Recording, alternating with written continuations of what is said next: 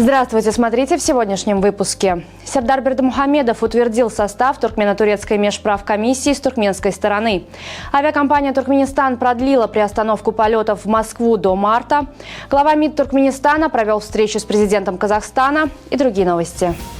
Президент Сердар Бердымухамедов подписал постановление, утвердив состав межправительственной туркмено-турецкой комиссии по экономическому сотрудничеству с туркменской стороны.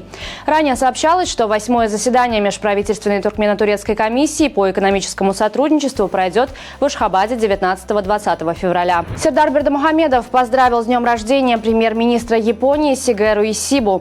Отметив, что Туркменистан высоко ценит дружественные отношения с Японией, глава государства выразил твердую уверенность в дальнейшем развитии и укреплении этих отношений во благо народов двух стран. Авиакомпания «Туркменистан» продлила приостановку рейсов из Ашхабада в Москву до 28 февраля.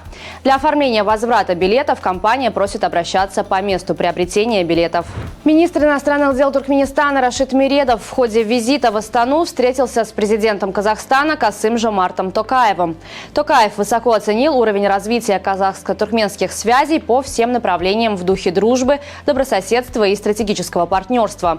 Он также заявил, что Казахстан намерен и далее оказывать твердую поддержку осуществлению международных инициатив Туркменистана. Посол Туркменистана в Москве Сенай Догдыев участвовал в традиционной встрече министра иностранных дел России Сергея Лаврова с послами государств-участников СНГ, где обсуждались итоги сотрудничества за 2024 год и планы на предстоящий период. Основное внимание было уделено укреплению внешнеполитической координации, расширению торгово-экономического сотрудничества и взаимодействию в сфере безопасности. Ведущие туркменские компании-производители кондитерских изделий представили свою продукцию на международной выставке «Продэкспо 2025», открывшейся в московском экспоцентре. Известные бренды «Аггар», «Балам», «Хазар», «Юпекчи», «Кельван», «Барсы» и «Тази-Ай» демонстрируют широкий ассортимент продукции от шоколадных конфет и батончиков до безалкогольных напитков и различных видов сахара.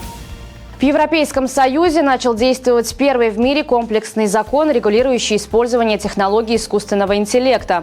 Новые правила устанавливают четкие границы применения ИИ и предусматривают серьезные санкции за их нарушение.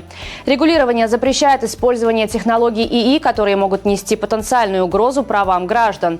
Под запрет попали системы социального рейтинга, технологии распознавания лиц в реальном времени, а также ИИ-системы, осуществляющие классификацию людей по разным признакам.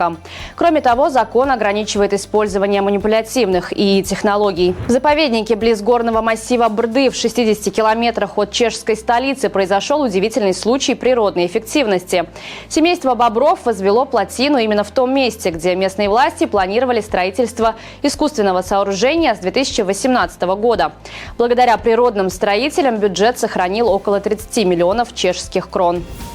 Футбольный клуб «Ахал» из города Анау планирует весной 2025 года запустить детскую футбольную академию. В рамках своих новых проектов клуб также планирует создать женскую команду и мужскую команду по футзалу.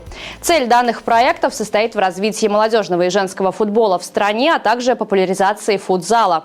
Проекты направлены на привлечение новых талантов и предоставление возможностей для развития и профессионального роста молодых спортсменов. На сегодня это все. Желаю вам хорошего завершения дня. Увидимся завтра. И не забывайте, что Туркменпортал – ваш самый надежный источник новостей.